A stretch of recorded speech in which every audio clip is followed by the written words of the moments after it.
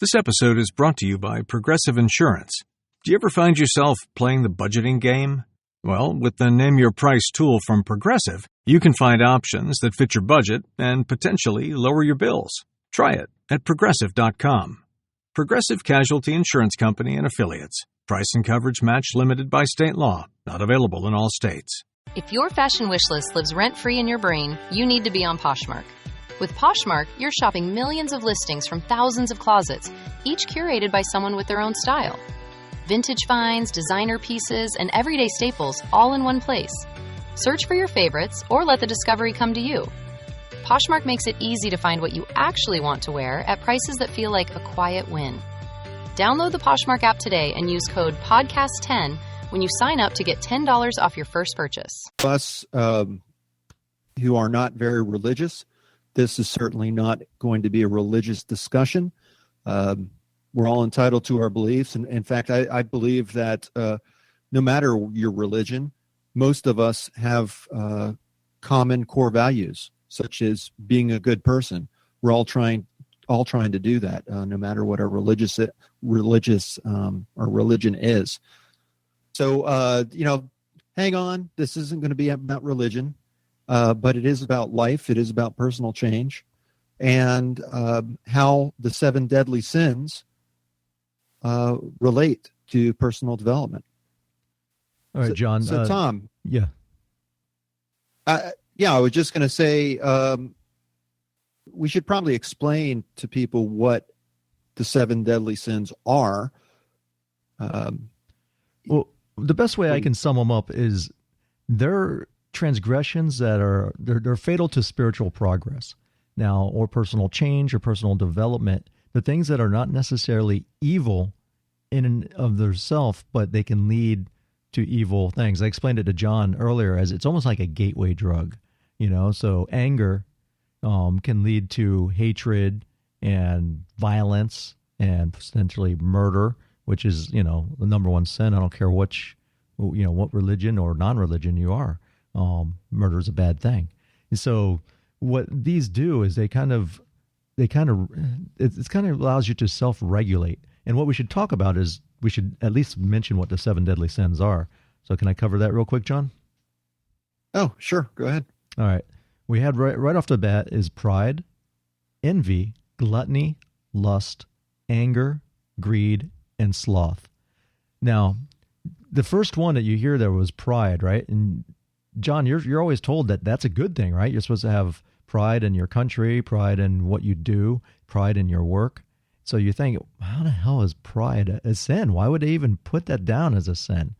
But really, it's an excessive belief in one's own abilities, and it can also be referred to as vanity. And you've seen that. You've seen people that are full of hubris and full of themselves and stuck in themselves. And when you get that, you start not listening to people, you start not taking advice. And interestingly enough, they say that pride is actually all the other sins stem from it. Now, from a Catholic view, pride is not good because what was it? Lucifer was the devil, and he was prideful. He was an angel, and he was like, "Look at me, I'm beautiful. I'm great, man. I'm hot crap." So he thought he wanted to be like God, right? And so in that way, he kind of like stepped out of over the line with God, and that's where the whole division of good and evil and so forth came from, as far as the biblical perspective. I think in today's society we're all guilty of the sin of pride. I mean, and the way I look at it is, it's being too self-satisfied. Being too satisfied with yourself. Things do not typically go well when you become so overconfident in yourself that you lose sense of other people out in the world. Everything is self-centered. Look at all the selfies that are out there today. Everyone's taking pictures of themselves saying, "Oh, look how great I am. Look at the things that I'm doing. Isn't it great to be me?" I think that's just rampant within our society today. But when I think of pride, and I'm very guilty of this. I think a lot about myself, and I have pride in what I've accomplished. And I'm just going to lay it out just right here and right now that a lot of these sins, I don't necessarily see them as sins. I see it as, as a means of control. And I'll also say that, this is a distinction between right and wrong or good and bad, and what is considered to be proper behavior. I think in some ways pride can be very good. In other ways, it could be very bad. So, this is about, I'm not going to question anyone's beliefs. I certainly have my own belief, but I think each and every one of these sins has some value to it, as well as some very negative value, I guess is what you'd call it. But when I think of pride, I remember this story about my friend Steve. He was in Colorado skiing, and he said he was going down the mountain for the first time that day. It was about 7:00 in the morning, and he's going down this virgin snow. So it's untouched snow, fresh snow, and he's skiing, and he's just hot dogging down the mountain. And he starts, enjoying himself so much, and he carries it to a different level. He starts thinking, I am so great. I am so great. Look at me. I'm so great. And that's when he totally wiped out. he totally lost it. He had too much pride, and life, I think, has a way of paying us back when we go a little bit too far. So it's not good to be too prideful, but certainly I think pride has its place. Like Tom said, pride in your accomplishments, pride in your country, which that's even questionable in this day of age. I have a really cool quote, and it is related to pride. It says, we can never be gods after all, but we can become something less than human with frightening ease. And it's by N.K. Jemisin, who's the author of The 100,000 Kingdoms. The reason I even say that is I love the 7 deadly sins. Me and John maybe differ, and it's not so much as a religious thing. I really do. I think they're just, I'm intrigued by them. I've always been, and I even started to write a comic book years ago about it, and I made I started it off as a series of blogs, and each character had its own blog. And there was 7 characters in it, and one was Pride. He's eventually, he was the most powerful. He's like a comic book, superhero character. But that was one of the things, because this guy ends up killing like all the other characters, and that was the quote that I used for him, because he had become so powerful that he was trying to become godlike.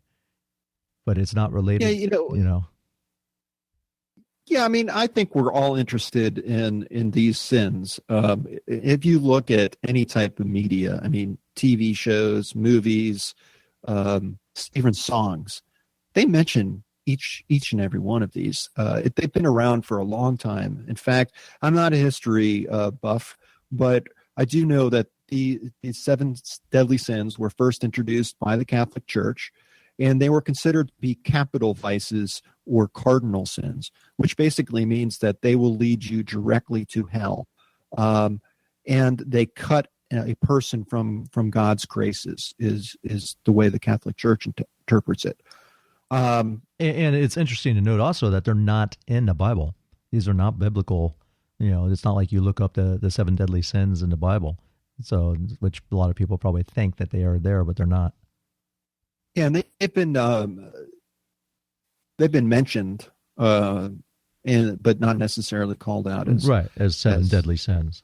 In fact, there was 8 when it first started. The monk in the 4th century that created them had sadness added into it, and later on he decided, let's cut it down to 7 and make it a little bit more modern for those times. And they combined sadness with sloth, and it was like if you're depressed, they considered that a sin. So, but we know that's a mental health issue. It's not sinful. Yeah.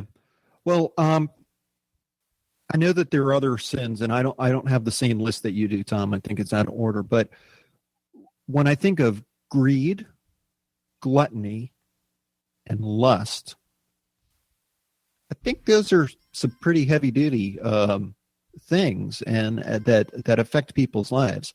Lust in particular, I mean, we're all lustful. I mean, I think at times you can't. You're going to experience lust in your life. And what that is, lust is the need to fulfill unspiritual desires. And when I think of lust, I think back about, I guess probably 15 years ago or so. And I was in church, and I would see these really hot women in church. This is before I was married. And I was talking to my dad on the phone, and I was saying, Dad, I said, I go to church every Sunday, and I'm really trying to, better myself, and I'm trying to focus on what the priest is saying. But, there are these really hot women in there, and I just, my mind starts to wander. And he just laughed, and he's like, yeah, well, that's why God created hot looking women. But lust is not just about sexual desires. You can lust after many different things. You can lust after fortune and fame. Again,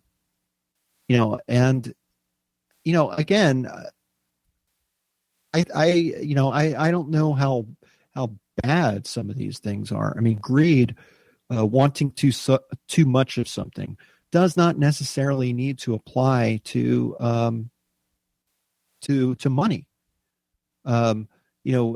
Gluttony is similar to greed, but it's the action of taking too much of something in. So if you've gone to a buffet, a Chinese buffet, you've experienced gluttony. And I love Chinese buffets. I guess it's good to recognize that, excess is not going to help within these sins. It's more like moderation, I think. So, in addition to the 7 deadly sins, we also have 7 capital virtues, which are used. They're tools to be used against these 7 deadly sins. We'll just quickly go through the list. And the first one is chastity, which overcomes the sin of lust. And like those big chastity belts they used to use in the medieval times when the knights were away. Remember, they would put the belt and the lock thing around the woman's private parts, and you needed a key in order to open it up. Yeah, sometimes I think chastity might not be by choice. I mean, I guess it worked for me. Chastity sometimes increased my lust because life was not allowing me to act on my lust. Yeah, I experienced that in basic training. When you're away for 6 weeks from a woman and you have no outlet, you start to get those dreams that you had like you're in high school. Man, your mind just goes crazy. Yeah, so I mean, again, I don't know how well that works. It may increase the power of the lust, I think, if you're not careful. Generosity counters greed, and I can see this as something that's very good. But I have to wonder, in today's society, money is really looked upon as being an evil thing, and I don't see evil. I don't see money as being evil necessarily. I don't see having lots of money being evil. I actually see jealousness amongst people who don't have money, and they want to take it away from the people who do. I think if you've worked really hard and you've earned a lot of money, I don't see it as a sin to keep, to having that money. I know a lot of people who have money, and they're very generous people. So I don't know how you feel about it, Tom, but I don't necessarily think having money equates to greed. I think greed equates to wanting too much of something. Maybe right. Even I guess you can be greedy about money. You can be gluttonous about money, but But just having money in itself, I don't think is a sin.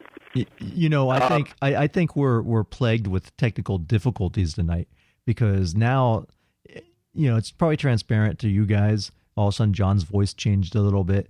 John's computer died, and we've been at a loss how we normally record this over Google Hangouts, and nothing seems to be working on. He has a little netbook, so we've switched to a conference line. So John's actually calling in on the phone, and it was working. And now all of a sudden, John was sounding like he was talking underwater.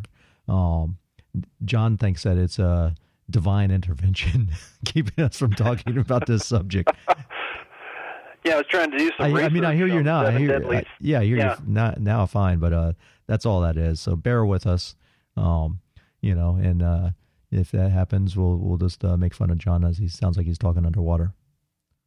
Well, how do you know? Maybe I am. Yeah, maybe. We're not on the YouTube now.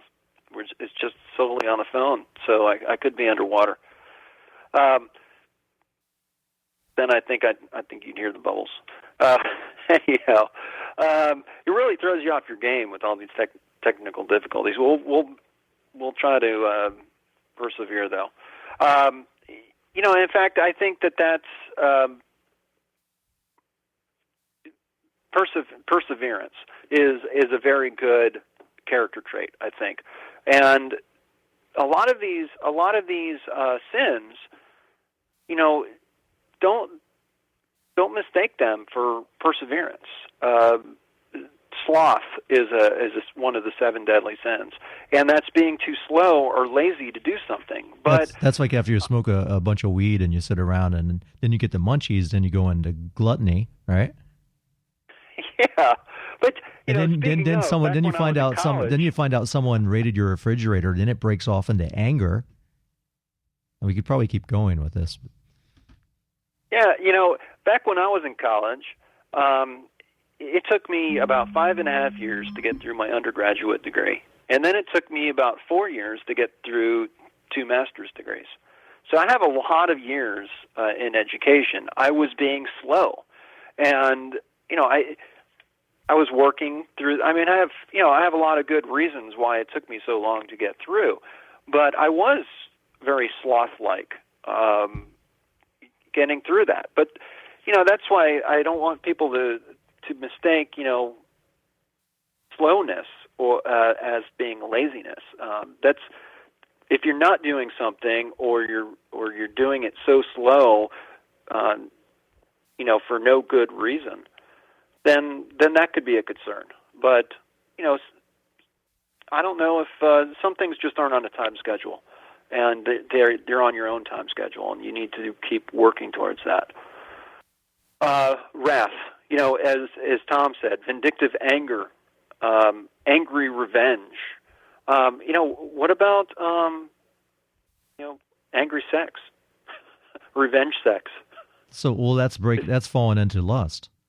So you're merging two, and these lines do get blurred between these sins. I mean, they do cross over. Yeah,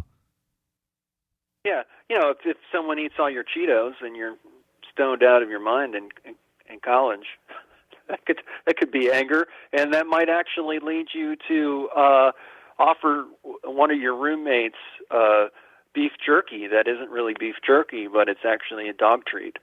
That sounds like you're talking from experience.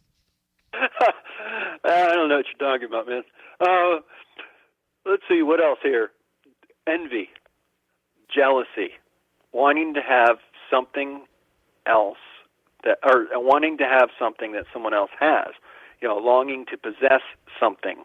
I was envious of people with college degrees when I was going through school. I really wanted to have that advanced education, and I don't. Is that necessarily a bad thing? I think we're all driven by. We have our own motivators, and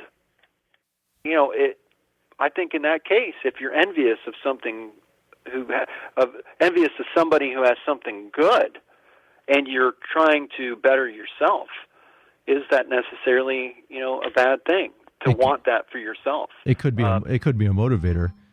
Just like was it Gordon Gecko? Was it from the Wall Street the movie when Michael Douglas was saying greed is good. Yeah, I mean, it's, I think too, a lot of people, if a lot of people just want to be taken care of and want to profit from the work of others. That's not saying everybody is, and it's not calling out any one group or anything like that. I just think that some people are like that, and I don't think that's fair. And of course, we're not. We shouldn't really put this into religion or politics. So I'll just leave it at that. But I don't know. Just I heard this is a great quote, and it's funny because I first thought it was Marilyn Monroe. I just looked down at the quote real quick, and I didn't pay attention until I actually printed it out. And I was looking at it. It was actually Marilyn Manson. I was like, oh my God, I just took a quote from Marilyn Manson. But he says, all 7 deadly sins aren't man's true nature. To be greedy, to be hateful, to have lust. Of course, you have to control them.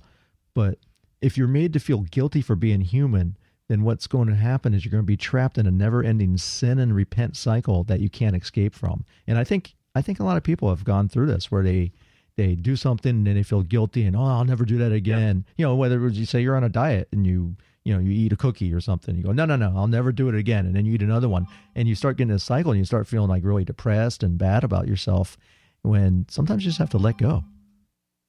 Yeah. And that, I think that's great that you mentioned that, Tom, because change is not easy. And if you're trying to make long-term change, that just doesn't happen overnight. Tom and I attended a lifestyle design seminar a few months back, and they had a speaker who spoke about long-term change and creating that change, and he said that the first 30 days of that change, it's tough, and that's going to be a test, and it's going to get easier over time. But between 30 days out and say 90 days out, you might hit a plateau, or you might be tempted to say, "Oh, you know what? I've made such great progress, and I can lower my guard a little bit." And he says that's when most people, kind of fall off that wagon of personal change, is because you have to persevere, you have to keep at it. And he said that a year down the road, that's when you can finally say, yes, I have successfully made long-term change. Change is not easy. Change is not easy. Let's see here. One capital virtue that I did not discuss was, meekness, and that's to counter anger. And what I mean by meekness is humbleness, being teachable, or just being quiet and gentle in nature. And, I think about meekness, and it makes me angry. Why is that? Well, not the humbleness. I think it's good to be humble, and I think that it's, it's okay to think of, yourself and have self-confidence in yourself is one thing. But being humble in all things and not being proud of your accomplishments, being quiet and gentle in nature, to me, I guess that's being quiet and gentle in nature is what I had the most problem with in meekness, is that, sometimes you need to stand up for yourself. You need to be vocal. You need to, get angry and let that out and stand up and hold your ground. I think that's a very good thing, and I think too many people nowadays just, don't take a stand. Again, my friend out in Colorado, I remember we were skiing and we were in the locker room, getting ready to go, and there was this kid, and I don't know exactly what he was doing, but this adult was like yelling at him and like grabbed him by the scruff of the shirt even, and my friend spoke up. He stood up and he says, "Listen, buddy, I don't know what why you're yelling at your kid like this, but that's not the right thing to do." And the guy says, "That's not my kid," which really made right, it even made worse. my friend stand up and say, "Hey, you know what? Don't pick on him. Leave him alone and go about your business." And I think that's a good thing. I remember another time when I was growing up with my dad. We were in the it wasn't Montgomery Ward. It was on 56th and Sheridan Street. There was a department store there, and my dad and I were walking through this department store, and there was this gang of kids, 6, 7, 8 kids, teenagers, and they're walking through the store, and as they're walking through the store, they're taking the displays like with clothes, and they're pulling them down. I mean, like knocking over displays, and you can literally see a path of where these kids were, and they're just raising hell in this Montgomery Ward. And my dad walks up to him. He tells me to stay there because I don't even know how old I was. I was, a young teenager, or maybe a little bit younger. But he says, "Stay here," and he walks over to him, and he says, he looks at him, and he says, "Hey, you all stop that." He says, "I know you're not as stupid as you look." and he says, "You don't need to be doing that. Better leave the store right now." He made a stand, and those kids just, quivered in their boots, although there were, 8 of them. And there was a big group of them, and my dad stood up against them. And I admire that. I think there's a time for being humble. There's absolutely a time for being teachable, where none of us knows everything, and we can always learn something. Even if it's, we might be set in our ways, and we might think something is some certain way, and it turns out not to be that way. And well, you sound like you're gargling water again. And I do remember that department store. It was Jefferson's, like the TV show, moving on up. Okay. Yeah. But yeah, that doesn't really matter. The story is really what counts. And yeah, you do have those opportunities of times where you have to step up. I remember being, like 20 years old and seeing this man beating his wife. And, I was scared because I was like, you never know when someone's in a domestic violence situation, what they'll do. But, I just started yelling and approaching towards him, and he ran away and left her on the yard. So then I called the cops, and, that I felt like I helped, but, in those situations, it's very difficult. I might have helped for the moment, but, unless you got away from him and went to a shelter or left him, that cycle of abuse tends to happen again and over. Yeah, it's, if you think about it, sin is really about yourself and thinking of no one else but yourself. And I think in a lot of ways, our world has become where we only think of ourselves, and people aren't willing to take stands like they used to. People aren't, As you mentioned earlier, it's a very narcissistic society now. We're taking selfies all the time. We post our whole lives on Facebook, and I get guilty of that too. And I like taking selfies too. I like to embarrass my kids. So. I do too. And it's fun, and it's a fun remembrance of that day and of the time and place. And I think that's fine. We're talking a lot about what right and wrong, and I think that right and wrong is very much a gray area. What is right for one person could be wrong for another. It's subjective, and it varies from person to person. But, the only thing that we know for sure is our own experience, perspective, needs, desires, preferences, feelings, and in our own interpretations of reality. And we are an authority on this. So, our views of right and what's wrong are going to change throughout our lives. At one point in civilization, they thought the world was flat. And we all know, from science has allowed us to know that we live on the planet Earth and it's round. And we probably are not the only people in the universe. There are other planets. There are many other planets that are very similar to Earth, and there is a possibility of life elsewhere, which hasn't been proven within a shadow of a doubt, but that we've been visited by aliens or anything crazy like that. But, that could happen. And okay.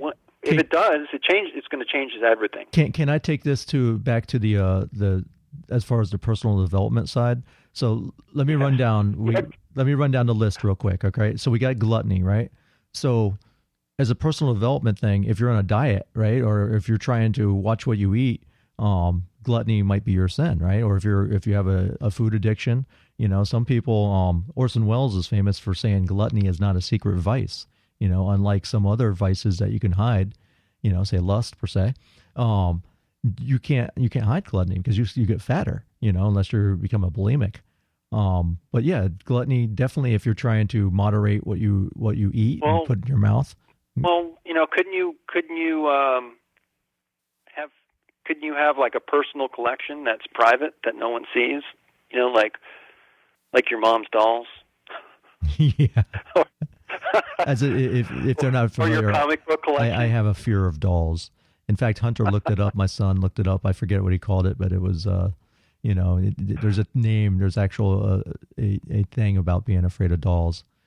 But and if we go for I agree with what you're saying. For lust, I mean, if you spend all your time trying to have sex, or like our episode when we talked about pornography, if you spend all your time doing that, what's that keeping you from developing, physically and mentally? How much time do you spend obsessed over sex and not looking and trying to become the better you, the best you that you can possibly be? And not saying that you even have to be. You don't have to be the best you if you don't want to. But I think it fulfills us when we do something positive. We feel better about ourselves, and I think it helps in our relationships. It helps in our family life and our spiritual life. And these things also, they keep you from growing spiritually because you're so focused on that.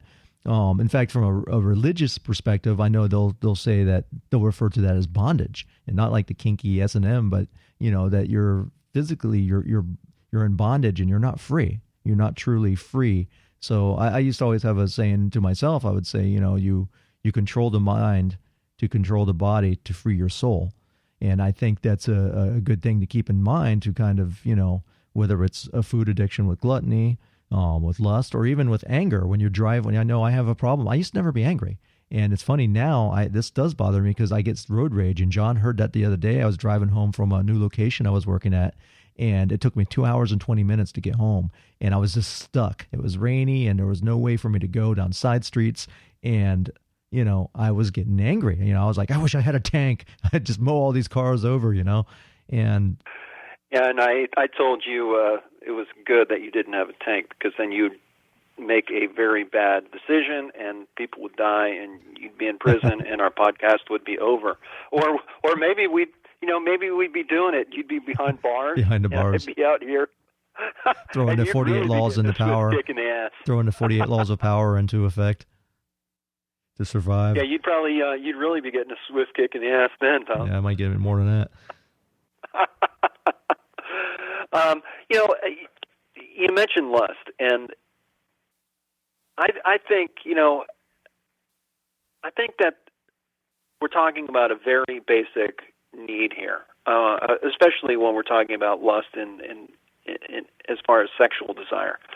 I remember back, this was a long, long time ago when I was going through a dry spell, when I was single and going through a dry spell, and how I wait, you're married and you don't go through dry spells? Never. You're lying through your teeth. My wife is loving and always, yes. You probably got more when you were single than when you were married. She might listen to our show. I need to cover all my bases. But back a long time ago, I was single and going through a dry spell. I remember thinking, man, I wish I would just get laid, because that way it might clear my mind, And I think that any one of these sins, there's probably a time and a place for them. We do have basic needs that need to be met, and a lot of these, greed, wanting too much of something. If you have nothing, is that so bad to want something? Well, I think greed is taking more than what you need in order to survive. It's being greedy. It's hoarding. And I know you know a little something about that, looking at your garage. Well, I've been doing a much better job at. And I can't argue against that, because I'm a digital hoarder. I have plenty of gigabytes and hard disk filled up with stuff that I'll never look at, never read, never watch, and I just constantly consume more. But and you and I have talked about this before, about how some men have a provider complex. They want to provide for their families. And I know that for me, I want to have a nice full pantry full of food for my family. And I'm kind of hung up on that. I kind of get things and stock up on things when they're on sale, and I want to make sure that my family always has food. And it's not that I'm a survivalist or anything like that, or think that the world's just going to end and we need to be prepared. But I see some value in that, and is that greedy? Is it gluttonous? I don't know. I think the whole survival thing, it's smart to be prepared, but there's also a very big element of fear in that. And, I know we had an episode on fear, but, a lot of those companies that sell survival supplies, that's what they market to. They market to fear. Say, hey, look, what happens if, a horde of zombies come? How are you going to survive? Or, everyone's afraid about, the big thing right now is taking away your guns. So there's aspects of terrorism, which is, an issue, but then it turns into a whole nother issue between gun control, and you start fighting a battle that's not really the right battle, or not the battle of that caused a problem, So, and I don't want to get into politics, but you see that all over Facebook. I have friends that are unfriending other friends because they said something about guns, and they're like, people that have guns love their guns, man. You're not going to take them from their hands. And people that don't like guns are, think that, if we get rid of all the guns, everyone will be happy and alive. But, it's a big debate, and a lot of it's based on fear. Yeah, and all of these, discussion points are as old as mankind.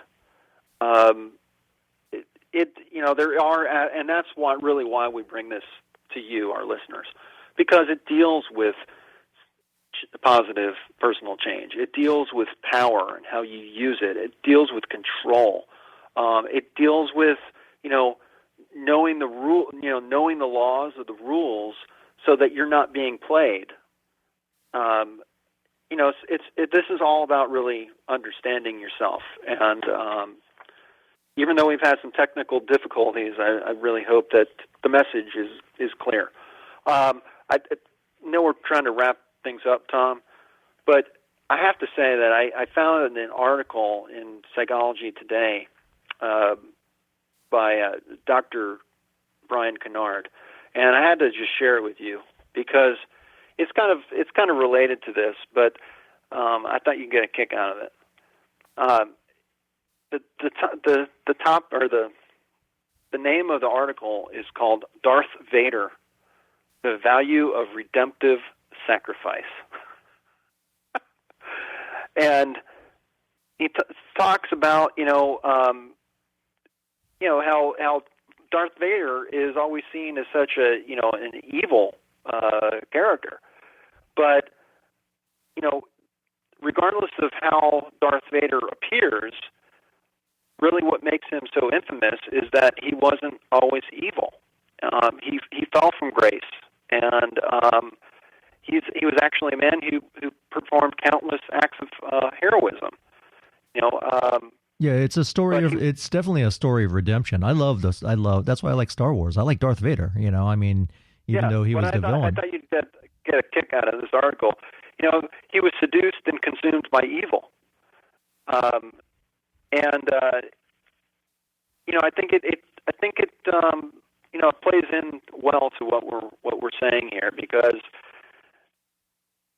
these are the 7 deadly sins are a means to guide yourself, to take a look and see. We've talked about good versus evil, and good versus bad, and all that, and we're all different. We all have different walks of life. We all have different perspectives, and our views and our needs are all different. So, I think that this can change. I mean, these are not necessarily, there's good and bad to it, and there's always different ways to look. But it's a good way to. I think it's a good. I like the 7 deadly sins. I think it's a good way to reflect and just kind of keep yourself in balance. Like I said, it's not based on religion. It's based on trying to be the best possible you.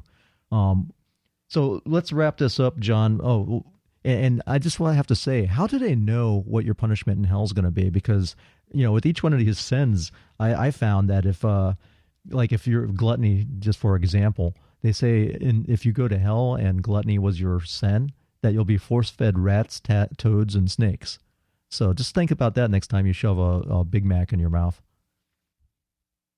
Yeah, we're trying to wrap things up, and here I just had to throw it out. Like that. You're killing me, man. Well, we'll have to do that on the next episode. I'm just going to keep my mouth closed because we'd be on here for another hour. Anyhow, enjoyed this conversation, and looking forward to more episodes of Swift Kicking the Ass. Absolutely. And make sure to stop by swiftkickingtheass.com and sign up for our free membership site. Inside, you'll have free downloads. There's courses. There's action guides. There's the simple spending tool to help you get your finances in order. It's free, 100%. It's an actual membership site, and it's really cool, and we'll constantly be adding to it. So that's at swiftkickingtheass.com. Yeah, and please throw us an email or a note. Tell us what you think of the show, and how can we better serve you. Absolutely. Well, thanks again for listening. Until next time. Yep. Peace. Peace.